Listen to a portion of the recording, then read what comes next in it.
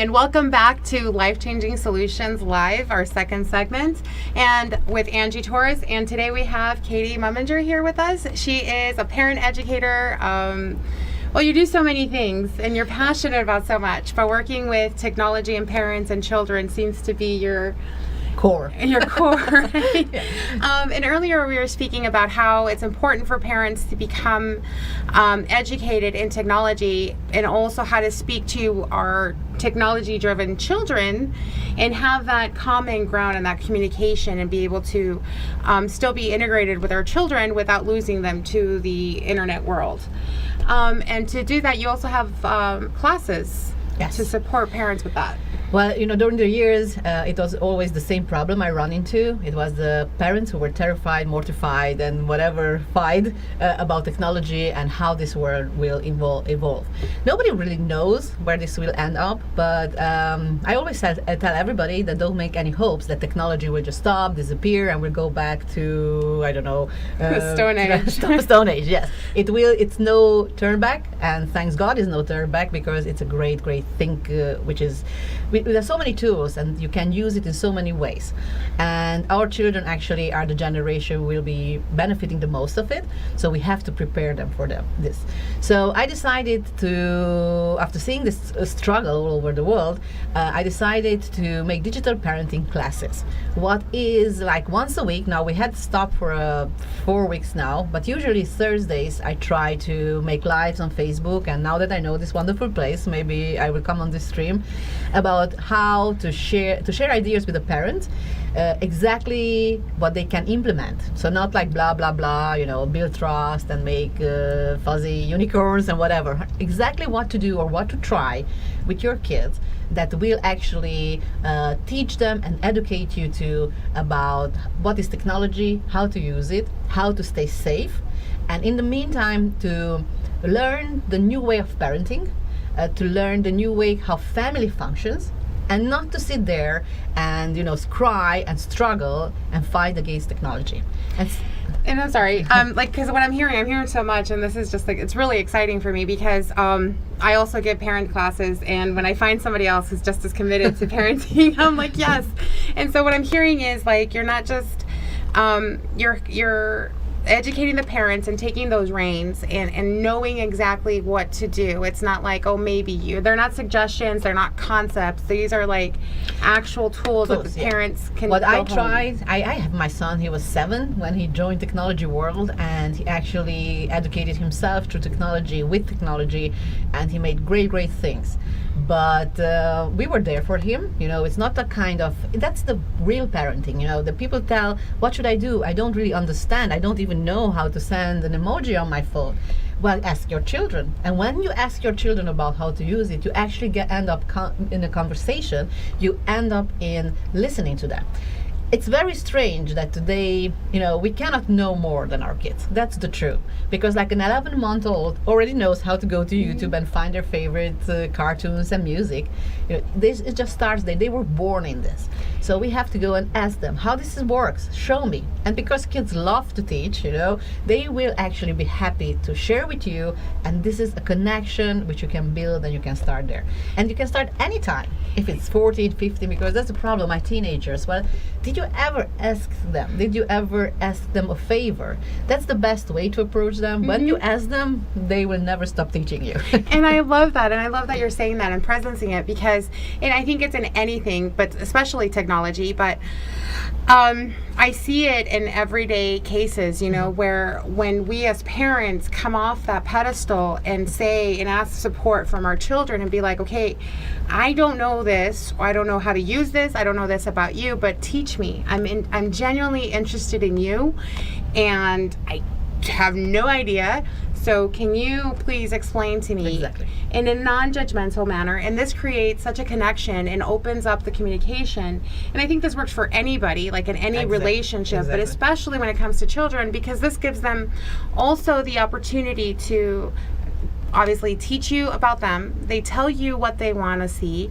And also it makes them feel empowered and good about themselves. Like, hey, an adult, my mom, my dad, took a genuine interest in me because I Learn matter. something from me. Right. Yes. And I matter. So how awesome is that? Like, I love that. This is where we connect with emotional intelligence, because I always tell people now, how smart can you be in the next years? Because if you know Google, if you know to write a few letters, but you sometimes don't even have to because you're just speaking to your phone.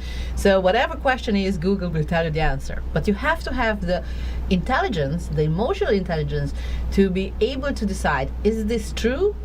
Is this usable, shareable? And is this what answer I'm looking for? And most of all, how do I apply it? Because it's not about anymore. I always tell, don't tell me you have no excuses. You don't have internet, you don't have a computer or phone. There's every library with free internet and free computers. So it's no more excuse that you don't want to find out something.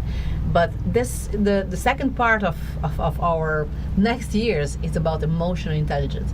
Am I strong enough to handle the information? It's not about anymore finding the information, it's what I will do or how I will respond to that. And this is like the cyberbullying and everything going on. Well, our children need to build up emotional intelligence, which means a strength to know how to respond to different news, images, whatever they meet in life, you know. And don't tell me that they don't need this, because many parents say, well, I just keep them away from the internet and then they're safe. They're not, because they look around on the street, and today the world is open.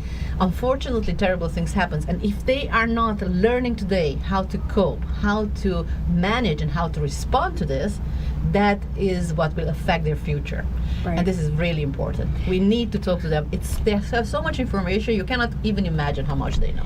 And that is important too, to realize that we're no longer living in the golden years where you know, we only had to worry about certain people in the neighborhood, like Yes. stay away from this house or make Exactly. sure you don't talk to so and so. It's like now our children and we are exposed to so much and bombarded in so many different opinions that are like hidden behind facts and information, and so learning how to sift through that and navigate out through that, and we as parents, we are the ones that get to really educate our children on that and have them learn how to handle that overwhelming amount of information and sift through it and handle it emotionally, so that way it doesn't jade them or fill them with so many fears that they don't leave home. So it's like it's Yes, that and balance. the fear of responding, the fear of communication.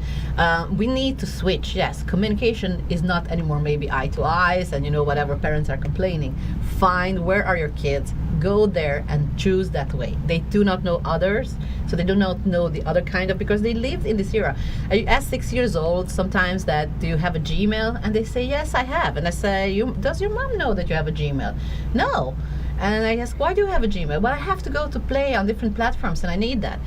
And I'm just, and I say, you know, you have to put their age to be able to create an account. And they say, well, I put my mom's birthday. So they know they are there. It's no way to protect them. And protecting them is not the way, because they feel embarrassed and they will already find a way to overhack you before you hack them. Right. So why to do this? Why not just to build this trust up, join them, ask them, learn together, and actually use technology like a tool which make your family life much more easy, communication much more fun, and there are simple strategies which just you have to start now. You know, even if your kids will exchange that, what's wrong with you that you suddenly are so interested, don't mind that. Get over it, go and connect with them and hold their hands. So another thing that I really heard that was really important is stop resisting the Yes. technology and embrace it, and Doesn't have your kids teach you, because I mean, don't underestimate them. A 6-year-old has Gmail and they know how to do this and navigate. So really take a proactive approach and you know, join them in this technology age. So where can we find you? Okay, so we have a website actually where we run workshops and we kind of connect with the digital parenting. We always want to involve parents too. It's www.zedu+.org. It's zedu+.org. Zedu is like Z generation education, a plus which like emotional intelligence and all what we have to do and know to get into the future. Well, okay, so there you have it, and we'll also post that information with the recording for you guys to be able to contact Katie. You can also find her on Facebook, or you can contact me, and I'll be more than happy to be able to relay the information. Thank you again for being here, and see you next week. Thank you, and don't forget, we are all connected. Bye.